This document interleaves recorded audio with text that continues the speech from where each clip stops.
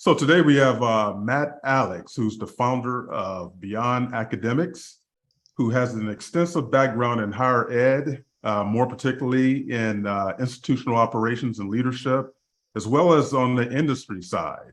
He's a popular voice in higher ed transformation, and he's one of the top LinkedIn influencers on their platform.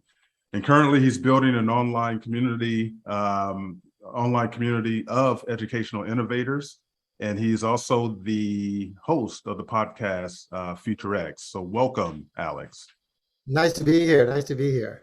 I'm sorry, I did it again. It's Matt Alex. It's all good. You can call Great. me Alex. Great. Now, Matt is perfect.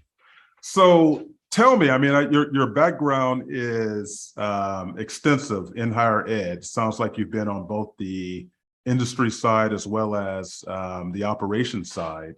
And something apparently in the process has prompted you to kind of put those things to the side and move into this higher ed transformation space as a leader.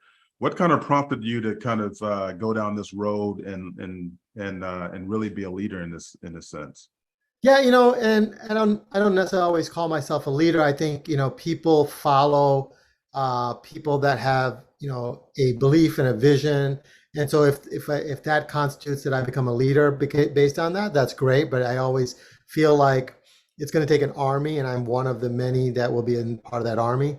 My higher ed background, it kind of started like an accident. Didn't go to college, thinking I'm going to become in higher ed. Didn't even know what that meant, other than just going to a campus and experiencing it. I got lucky enough to find a job in an admissions office, but then I had a mentor who ran the registrar's office, and she took me under her wings, and Dr. Crawford was instrumental in the way that I think and the way that I approach things. She also saw a lot in me. She saw that I was much more visionary. This was early 90s. I just got out of college. I'm a criminal justice major, so I have no skill other than just experience in college. But she saw that I was passionate about serving students, serving constituents, and that really drove her ability to position things for me. And she really did grow me. She grew me in a lot of different ways. Grew me enough to tell me to leave her office to go to another university and work. Oh, really? Wow. She influenced me and said, "You have to leave. In order to move up, you have to move out." And she made this comment like, "Yeah, you have to move out to move up." And naive as I was, I didn't realize what that meant. And she gave me some safety nets and said, "Hey, if you fail there, you always have a job here." But she was really positioning me to get exposed to something new, something that I didn't have on a campus, in her campus. And I gained that. I went to a law school and just learned that students are the customers. And I was really driven by the amount of time that I took to make sure a law student, as they went through their journey, was served well. Much different than a state institution, which I came from. And that really drove my initial understanding of student service and being a servant leader for those students. Eventually, Dr. Crawford, had a role that was right under her. And she reached out and said, "I think you should apply." And I applied and I got the job. And so I basically reported up to her, jumped a bunch of supervisors that were above me. And I oversaw them. And so they were old school and I was very new school. I came from a law school that was very innovative. I came from an experience of serving students, much different than that. And she embarked on many different transformations, from putting immunization systems in to even thinking about the new software, ERP at that stage. We were coming off of mainframes. And eventually I just went in, I got that exposure. And then I eventually got into consulting. As I learned the market, I went into consulting, and then I launched my firm. And then eventually that firm got acquired by Deloitte, and I became a partner at Deloitte, where, the human capital side took me under their wings at Deloitte, and I learned a lot. Yeah, Very and grateful. it's interesting because that's where I think our backgrounds cross-sect. I too had was in the human capital division of a large major consulting firm. Actually, I was with Anderson. You're Yeah. from Chicago, so you know the campus was right up the street St. there. Charles. I live And right by there. Yeah. yeah, and that really changed everything for me. And it was at a time when the firm was getting into education, but because we were still in it was the start of the internet era. You had a lot of people who wanted to jump there, but something told me to stay closer to education, and it was huge. I took on a couple of projects that allowed for me to kind of see where education either need to go or where it would go, and that was the kind of the transformative impact for me. So, so you are kind of in this transformative space, and you talk a lot about the future of work and higher ed. How do you mind kind of articulating how you put these two things together in terms of the future of work and the future of higher ed? Yeah. So, like I said, I was in human capital, and within human capital and other parts of Deloitte, I was exposed to future of work. And really, future of work is about thinking about what the world of work looks like in the future. And right now, if you go to many institutions, whether it's campuses or even external organizations, industries, you'll see that they're kind of just repeating the same thing over and over, and they just put digitization on as their transformation. Well, Sure. in the work of the future of work, the premise is you have to reimagine how you serve. You have to reimagine what that work will look like with the advantages that are out there, the exponential technologies that are out there. You could use it for repeating what you do in legacy, and that's what most higher ed people do. They just copy over the same things I did in the 1990s, and they digitize it today in a cloud, and then they say they're transformative. They're not really transformative. They're doing the same thing I did, my offices did when we were doing manual mindset. And I use the word, there's two approaches. There's a manual mindset, which is what everyone does today. They just digitize what we did manually in the 90s. Or there is what I call an evolving mindset. An evolving Sure. mindset never stops evolving. It allows you to continue to grow the campus and be innovative because the technologies that we have are so sophisticated. The Absolutely. reality of it is, yeah, go ahead. No, I was going to say I absolutely agree with you, and I think that's one of the really the very deceptive aspect of COVID. There were just a lot of leaders who felt that because they were just throwing everything online, that this was a transformative moment. And, there were a lot of students experiencing really crappy education, Yeah. during COVID. But there was a lot And of digital illiteracy at that time too. So we absolutely, got to see, faculty and staff not be able to, manage in a digital world, in a more sure. dynamic world. Like they had a hard time with Zoom, and they had a hard time with Yeah, their LMSs, which they should have been using anyways, right? All the absolutely. things that you would think that they would have access to, they weren't advanced in their thought process of even how to use it. And yes, they just repeated the lecture into a Zoom, and they said, oh, this is online. That isn't online learning. Online learning is personalized, it's frictionless, it's on demand. It's all those factors that emerging technologies in the future of work, future of learning, future of student plays. That's where we have to really move. And really, future work does three things, really. One, it makes you paperless in the way that you interact. It makes it frictionless where things are fast. And then you allow for data from these dispersed systems to allow you to nudge students in a personalized way.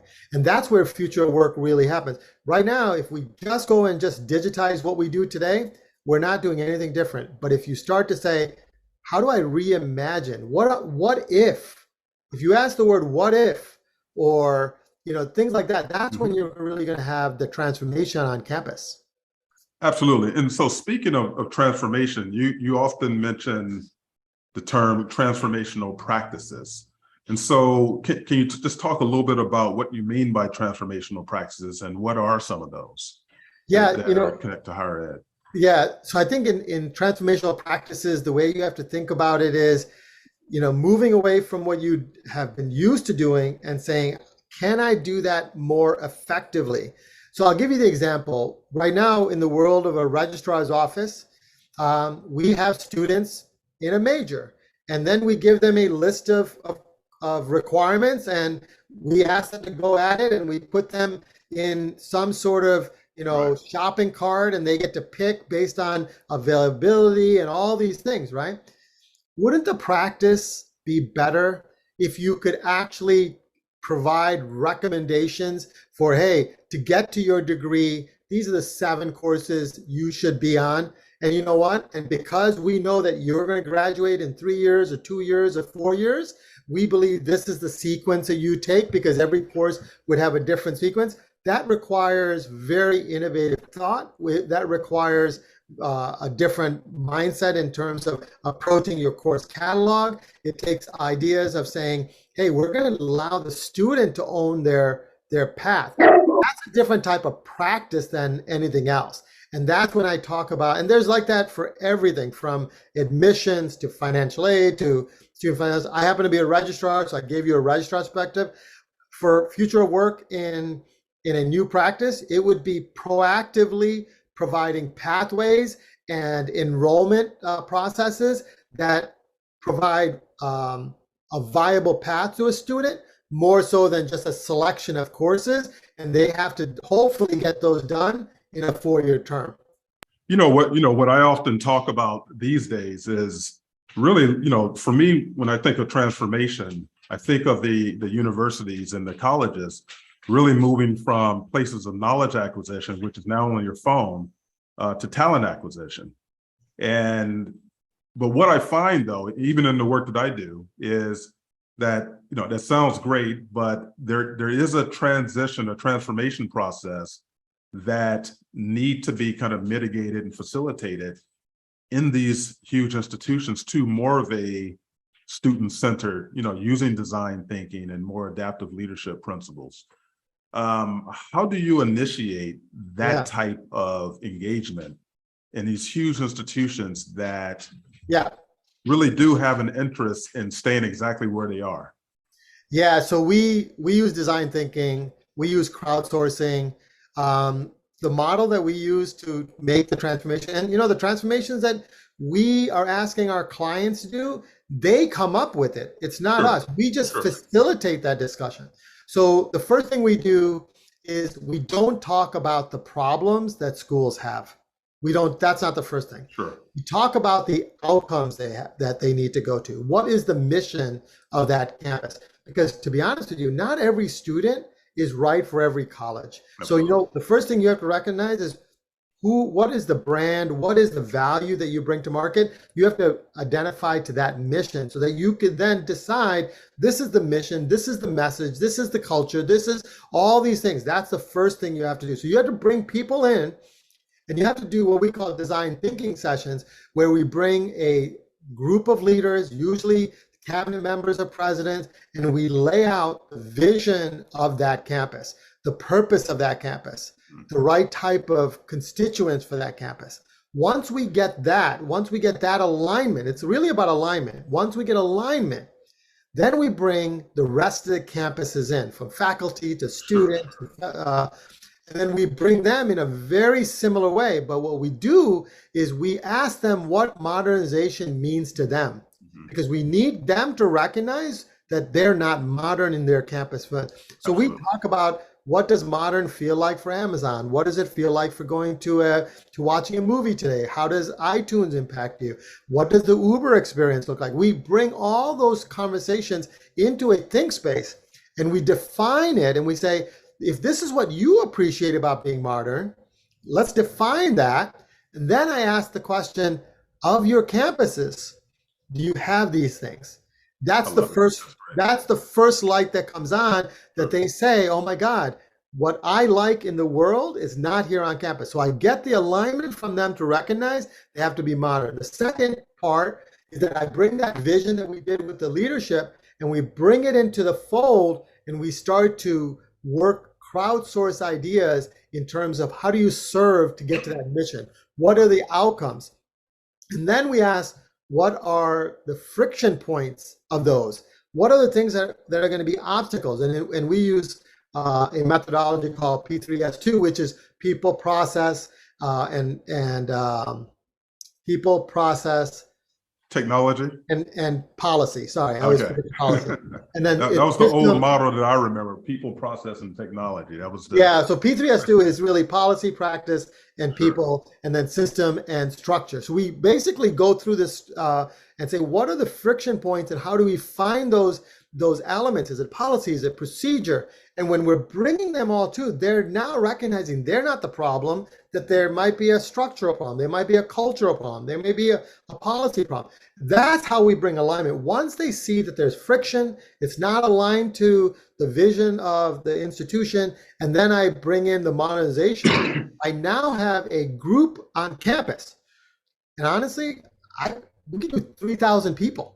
Like, that's how effective our model is, because we use all modern technologies. So we use crowdsourcing in a lot of ways. So I ran a think space yesterday. You know, we get people in there. We get ideas from all over the place. And the thing is, everyone is a part of that process, Ahmad, that they believe they designed it. So when we lay out the optimization, the path that this campus needs to go through, we get very little friction. Why? Because everyone was part of that decision making. They understand the vision. They understand why they're not modern. And then every question goes to those three things.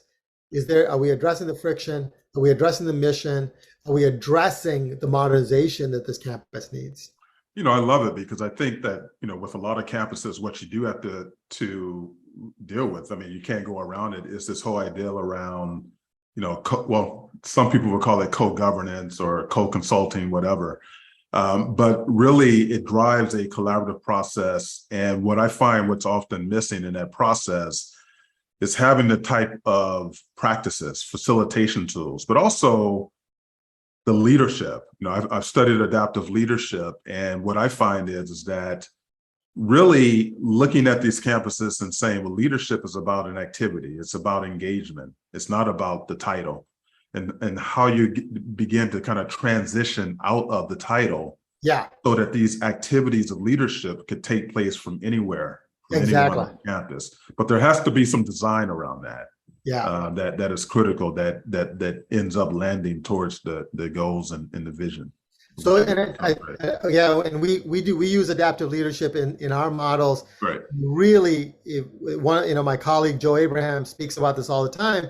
Is that, you know, a lot of times when leaders are not really forward thinking, they're looking at their feet as opposed to looking up, and being able to look at what's out there and then design and be adaptive to what needs to be there. So when we think about adaptive leadership, it's being able to, like, give people vision and give them reasons why they have to change. If you're still looking at the problem that's at your feet, you're only going to resolve for that without knowing that there's 4 defenders in front of you. And all the things that we would do in soccer or basketball, if you dribble with your head down in both basketball and soccer, you're not getting places. Well, that's where you have to, you know, think about that, you know, thing. So, yeah. Well, it's interesting, because in adaptive leadership, we call it getting on the balcony, and you know, when you're on the dance floor, then you are kind of looking at your feet. Exactly. You know, which you know, you may be doing a great dance, but you're not kind of getting the whole deal there. Let's talk a little bit about something that I found very provocative in some of the work that you're doing and the conversations that I've heard you've had with some of your colleagues, and that is around enrollment and enrollment declines. You know, every college is kind of dealing with this challenge today. And one of the things I like about how you have kind of constructed the conversation is that this is just simply not about trying to hack your way through, you know, a class here, or, you know, making the changes here. That this enrollment decline is serious. There's a lot of complexity around this that deals with demographics, that deals with complexity, deals with the market. Can you talk a little bit about how you see enrollment declines and how these things should be addressed. You just spoke about kind of the bigger picture here, kind of getting on the balcony. If you can take it from that perspective, that would be great. Yeah, coming from a enrollment mindset, as a registrar, numbers are really important. Yep. Enrollment is the tail light that everyone should recognize. When enrollment is down, it's because something in front of you is holding you back. When enrollment is up, it means the freeway is flowing. And so if you're just looking at enrollment as an enrollment number, I got to get butts in seats. I got to figure out where my next, conference is, or my next fair is, or I need to buy the new software for my enrollment strategy. That isn't going to take you anywhere. That's the issue that most people have, is they look at enrollment as the issue. Enrollment isn't the issue. It's just the taillight telling you whether you're good or bad in the direction you're going. So what does that mean? Enrollment's going to go up when there is value to market, and students want brand, they want specialization, they want affordability, they want convenience.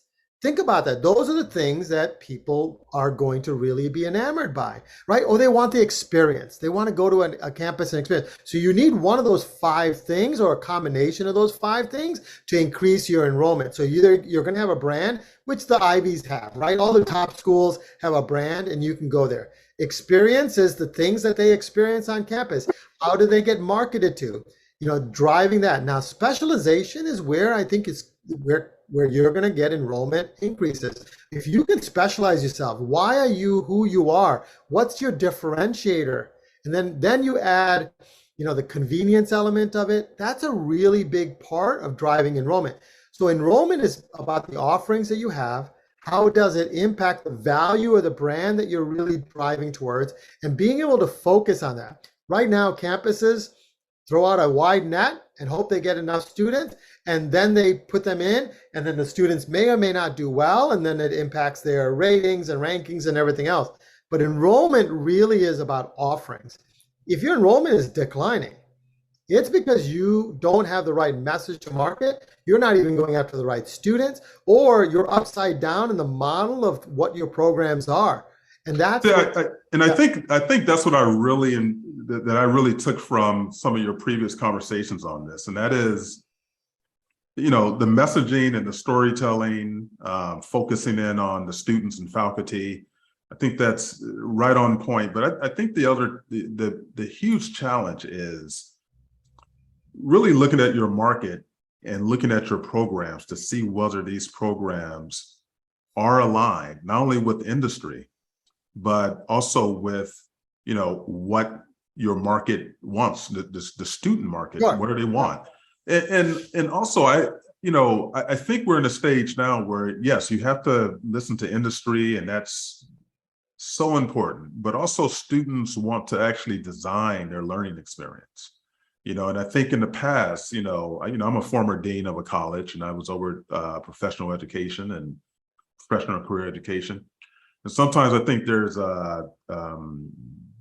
we kind of create this taxonomy that is so rigid, that students don't have an opportunity to really design what they see and how they want to play in the marketplace. Can you just speak a little bit about the importance of program design in this? Yeah. It's really about student agency, right? It's about being able to design your curriculum for the people that you serve. So giving students agency in a lot of different ways. I think the higher ed itself is going to shift to a little bit more of a decentralized model as we go, with blockchain coming in and students having wallets and everything else. Those are going to be important elements as you go through that. So I think one of the big things that we really could drive when we think about student agency is that technology is out there to really customize and provide offerings much more effectively. We could design curriculum that's very specific to it. Because right now, people are still in that, what I call manual mindset in how they operate. Yep. You got to move to the evolving mindset. The evolving mindset will allow you to create better learning, but it allows you to recognize the technology that we didn't have in the 90s is there today, Sure. right? If you think about it, taxis were around for years, right? It's a model that worked. Uber could have easily went in and just digitized what a taxi did. They didn't do that. They evolved Sure. the mechanisms of moving people from one location to the other. They used location intelligence, they used data, they used feedback, they used other consumers, peers. They don't even have assets as vehicles, right? But think about that. They evolved it from the manual mindset of a batch of a somebody batch dispatching it, right, to a model that is automative, that is personalized, because everyone has a journey on Uber that's personalized, and that's how we drive that discussion. And everyone that needs that goes to that piece. Now, I know you only have a couple of minutes left here, so community. I can go a little bit longer too. Okay, great, Okay. great. So community colleges, which I'm a big believer in its charter, and I really want to emphasize that because the charter of community colleges is a little bit different than the culture of community colleges. Those things are misaligned, and sometimes it doesn't allow for the colleges to take advantages of all that they really can do. But with community colleges, because they are educating a huge swath of people, some people who are prepared, some people who are not prepared. So often we give them the credit they deserve for being there for this huge group. And sometimes we kind of keep our critique aside because we know the great work that they do. But is there a critique of community colleges that can move them in a much more transformative direction, given what their capacity is right now? Yeah, and I work closely with community colleges, so Yep. I don't want any of my provosts or anything upset at me when I say this, but I work with them. I work with them too. That's why I'm trying to be very clear about this. But and I will tell you, and I say this to my community college presidents all the time. This is an opportunity that community college has that we didn't have for a long time. absolutely, Community college was always the secondary thought if you couldn't get into a school or you couldn't afford college, right? Community college has the ability now to play a role in shaping the workforce of the future. And the reason we can say that statement is traditional academics are going to follow traditional academic curriculum. To change some curriculum at a 4-year research one institution, it will take years before you can design something that Tesla needs or something that Google needs. It will take a long time. Whereas in a community college, you could be much more nimble. Of course, you have to follow funding and all those state regulations and academic rigor, all that kind of stuff. You also could create another tentacle that is very specifically designed for the workforce of the future. And that's where they could take advantage of it. I always make this statement, especially in booming markets where these community colleges sit. My marketing to the market for them would be, can you afford to sit in 4 years and lose the opportunity that's in front of you in 6 months to a year and make $100,000? Could you afford spending all that 4 years at a school taking you out of market when a community college or a college of anyone that has technical advancements to showcase cyber, AI, and put you into market? It's almost like playing basketball. If I have the opportunity to get into market and play basketball, I will take that. I could always come back to a 4-year institution and get my bachelor's degree. I look at community colleges very similar to that. Hey, can I get the skills to be in market and start to get paid and compensated what the market value is? Or even give me experience so that when I go to a 4-year school, I'm now building myself to drive a really big direction in terms of my career and trajectory as we go. So community colleges have the opportunity to work with industry, to redesign their curriculum, get faculty that have been in the market and been able to come into the space and say, this is what I learned in AI. Mhm. AI isn't about teaching AI. AI is about applying AI to industry. Absolutely. Everyone's going to teach AI. Everyone can tell you how AI works. Everyone can tell you what data science looks like. But if you could bring faculty that are in market that says, not only am I going to tell you why you should learn AI, this is how we could change industries with the AI technologies that we have, machine learning and blockchain and things like that. You know what's interesting about that is, so community colleges have always, at least for the last 10, 15 years, I was once director of workforce development and industry partnership. So I know this, but when I talk to provosts and presidents, the challenge is that there's still pressure for them to be seen as, these 2-year institutions that matriculate students into the 4 years. Sure. And the challenge with that, and the problem is that the industry that's changing right now with lifelong learning and the type of upskilling that we need, it's a huge opportunity for community colleges. But one of the things that people do not talk about openly is the cost. So it's cheaper to matriculate students into 4 years than to run technical education and workforce education programs where the costs kind of go up there. And I think that's been one of my challenges dealing with some of the institutions, is how to get them to think about how they are now transitioning from a different type of value in the market. How do you go by kind of having those type of conversations with leaders?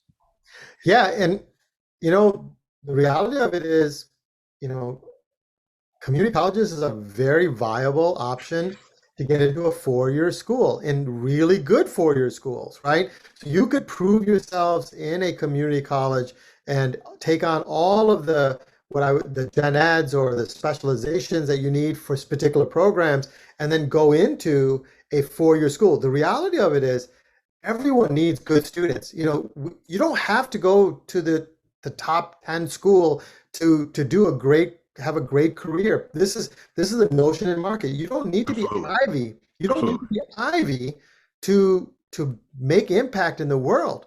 And there are more skilled, there are more schools being able to give you the education that you need, and they will actually vie for you. They will want you to come. They'll give you scholarships. They'll give you opportunities. That's how we're really looking at this direction. So I'm a big believer that we shouldn't change what community colleges do. We should add and supplement it. Now, you made the question, there's an investment in these, workforce elements, right? This is where partnerships have to come into play. Absolutely. Like, if you're working with, a company and you're doing, fabrication, well, that company, because you're doing fabrication, should get your students into their workforce faster and sooner, right? So there is a little bit of that payoff.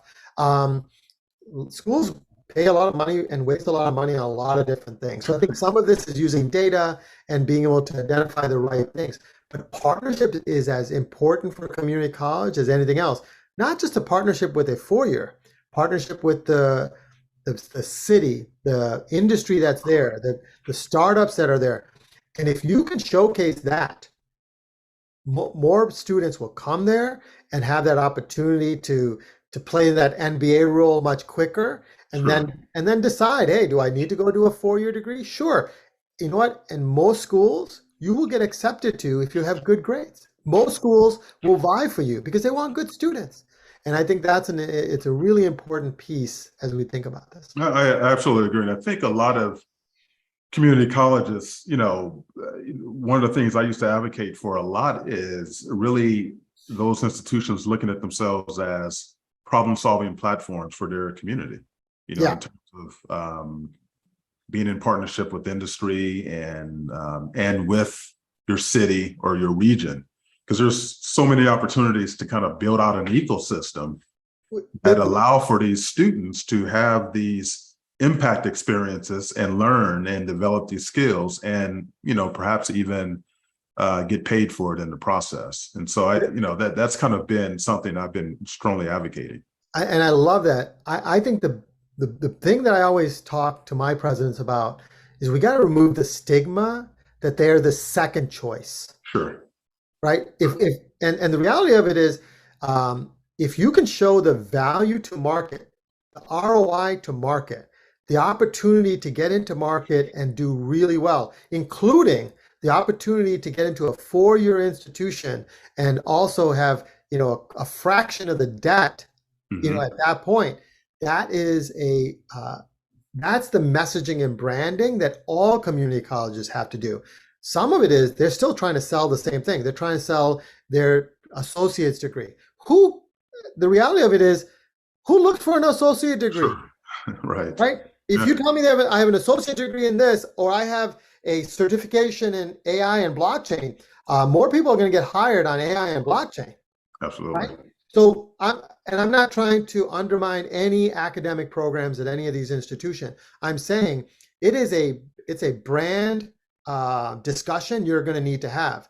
Do you want to be an AA school, or do you want to be a school that gives you the trajectory into a four-year school, into industry, into reskilling?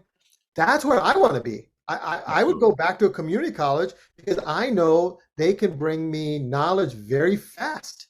Well, and also, that 4 years, community colleges can now offer bachelor's degrees. And I think, yeah, that's a tremendous opportunity, because a lot of the certificate programs can be totally aligned with moving from, a certificate to, into a bachelor's degree. And it not only does it keep people there at the school and keeping that relationship, but it also gives them a line to see where career possibilities are and how to kind of grow. And so I think all of these community colleges have to pause and recognize is an opportunity that absolutely. if they don't take advantage of it today, someone else is going to take their spot.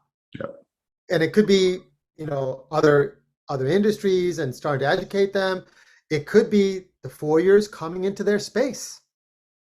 Well, I think right now the marketplace right now, whether it's ed tech, I do a lot of work internationally, and one thing I could tell you is that you do have emerging these different business models that are lowering tuition costs, but also providing a very innovative way of producing learning experiences. Yeah. And so, and investors are investing in these, and as these continue to come online, it is going to create some market disruption. And I think one of the challenges with a lot of state institutions and community colleges is that they've always worked under the idea that they're kind of inoculated from the market forces, but that is kind of beginning to dissipate. And I actually think that's not a bad thing.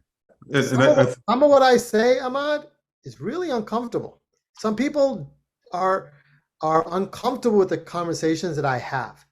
They're not my clients. And because they're comfortable with status quo. And there's plenty of consulting firms. They'll come in and be status quo. They'll design your student system or your ERP system, and it looks like last year's work. Yeah, and I think that's the challenge right now, is that the ERP sale has been what everyone has rallied around, and it's I need not say too much more about that. You'll see in a few weeks we'll be releasing one of our reports about all the failed elements of ERP and SIS, and people could listen to us because there's what I call a bias triangle that is out there, and sure. the vendors and the integrators and the analysts, they want you to be in that triangle, but that isn't transformative. Transformative Absolutely. Requires a little bit more work than just putting technology in. And I think that's easy. No, absolutely. And I think for myself, and in my company and in my work, that's why I really focus in on leadership as well. You know, my two areas is leadership and talent transformation. And I seldom mention institutions or the training aspects of that. It's really about leadership and talent transformation, because those are the two things that I think are so often left off the table, because people go directly to the technical issues that, how can we put this ERP system that's going to change the world? And at a lot of these campuses, the leaders that usually come into these college settings, they've been trained to be compliance leaders, meaning that, to make sure that they're, The lights are on. yeah, to make sure, and they go up the ladder that way. What I find is that there's a need right now to develop leaders who want to drive innovation, but they have to become more skilled on how to do that inside of these institutions. And that's critical. And the skill piece deals with the mindset aspect of it, but it also deals with the design. How do you design experiments inside of an institution, Right. where you can bring some of those And people that want to do and you cool can things? fail, and you can Yeah, fail. and fail. Yeah, Absolutely. exactly. Yeah. Yeah. Because the reality of it is, even if you do an ERP, there's a chance you will fail. So, right? So you can spend $30 million and take that chance, or you can spend, a fraction of that and take a chance and recognize, hey, we probably can do this, right? Yeah, I mean, like I said, we could probably have a whole podcast on ERP and implementations and the investment that goes in there. It's really a lot of those leaders, and I tell this to my president, if your CIO is their strategy is let's put in an ERP because we got to fix a problem, you got the wrong CIO. Absolutely. Like you need to have CIOs that come in with strategic ideas and thoughts in terms of how do you transform your vision, president, into reality in 6 months, not 24 months, not 36 months, and $30 million. You have to start transforming using innovations that we all advance and use. Mobile devices should be the way that we interact with our students. Most campuses don't do it that way. They're not paperless.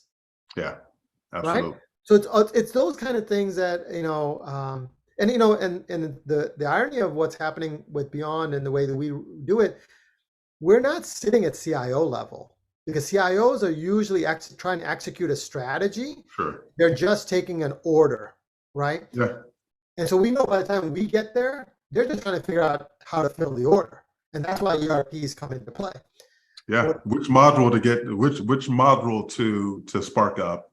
Yeah. We work with presidents and we get their vision, then we align the campus to a vision, then we bring, and then all of a sudden the fourth layer says, what's the technology stack that's going to do some of these what we call incremental high impact technologies. Sure. Then you start to bring CIOs in there. Now, some really good CIOs are there early. Why? Because they can vision with you. Mm-hmm. Ones that don't want to vision, they just want to pick up the phone and call the latest vendor on how to resolve, at-risk students, all that stuff. No, your at-risk student issue isn't because you want to bring in a software to identify risk students. You have an issue in the way that those students are managed.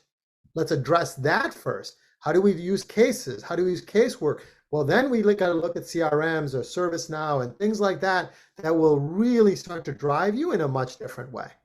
I want to give one more thing before you get off here. I know that you're still pressed here, and that is around storytelling and student personas.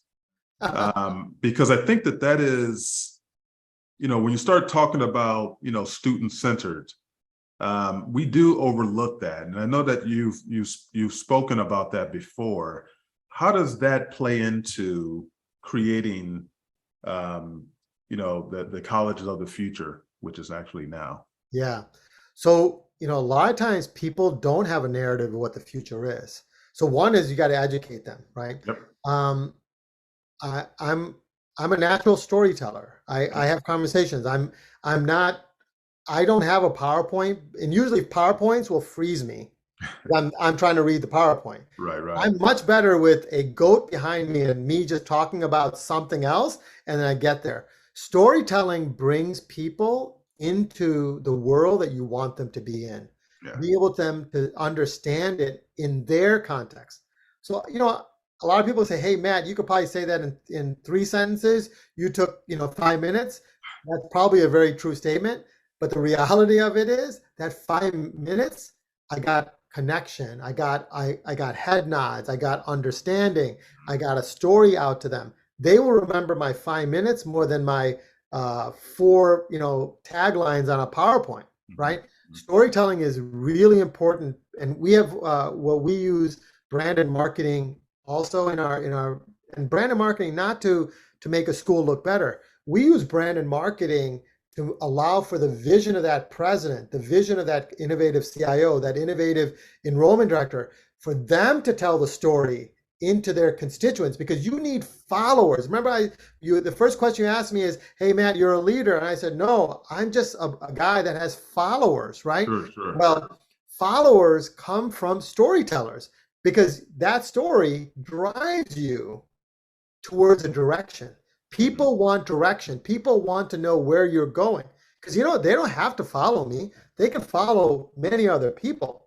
But if they believe in my story, the reason the reason we have 3,000 followers on Clubhouse and our LinkedIn is growing now is because we don't sell anything. We talk about the most important pressing things.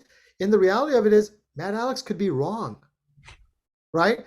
Because I'm going to grow through the journey of storytelling, because others are going to. Ahmad, you just gave me a bunch of stories. You told me about what you're doing, how you're doing it. Those are things. So if we think about our learning chemistries, dialogue is one of them. Speaking is one of them, right? Of course, writing, contextual, video, audio is the other elements of learning chemistry. But learning chemistry, one of the most important ones is speaking and being Absolutely. able to speak with each other. That's why, our Future Acts and our Think Spaces, we have live stages. We don't have canned scripted webinars. People could come in and just talk to us, and they can challenge us, right? And that's the difference between people who are storytellers and people who are not. People are spinsters, is the way I would say it. They will spin what they want to say without having any girth to be able to stand behind the story that needs to be told. Absolutely. So speaking of that, so how can people get connected to your platforms where you are having these conversations? Yeah, if you just go to beyondacademics.com, that's our website. That is probably the fastest way. But the other way is just, find me on LinkedIn. Just look up Matt Alex and look for a guy who works at Beyond Academics. You follow me or connect with me, you'll get my notices. You'll see that we are very consistent. We're producing a lot of just dialogue. You'll see that. And then if you look at FutureX Higher Ed on Twitter, you can follow that also. And you'll also get my posts and things like that. But, I always say, just reach out to me and have dialogue with me. Great. Well, Alex, I did reach out to you and resulted in this great conversation. So I want to thank you for providing the time, but also extending your time. And I look forward to being in contact and perhaps even extending this conversation under different circumstances. Yeah, I look forward to more conversations. It's going to take an army, like I said when I first started, and that army is building right now. And I think Absolutely. you will see the opportunities in front of us. And it starts at community colleges, it starts at the mid-market schools that need this transformation. Those two will start to become what I would call the Amazons that was competitors to Kmart and others, right? Sure. It's not outside vendors that are going to come in and change higher ed. It's these innovative campuses, the mid-markets and the community colleges that are going to really transform higher ed. And that's where I'm really passionate. Yeah, I actually think that both of those things are actually work together. Yeah. Because I think community colleges and mid-markets, they need some type of disruptive competitive force that they're filling out there. Sure. So yeah, and there's opportunities on both ends, right? For the community colleges and the mid-market, if mid-markets would stop and pause and say, hey, we don't need to be Ivy-like. That's not the constituents we're going after. And the reality of it is you don't need to be Ivy to serve, right? And I think that is the biggest thing. I think that's something that Michael Crow has made such a great point. You know, I'll never forget when he gave his speech about, I think he was at Harvard, when he said, we don't all need to be Harvard. Yeah. And I think, unfortunately, everyone has designed their curriculum from preschool, you know, on up around this whole ideal of Harvard, getting into Harvard or Harvard-like type of environments. And, you know, when these institutions really begin to see what their unique capabilities and programs are for a unique set of students that want to be attracted to those institutions, I think we're all going to benefit from that thoroughly. Yeah, it's exciting times. It'll be good. Great. Thank you, sir. Appreciate it. Thanks so much. All right.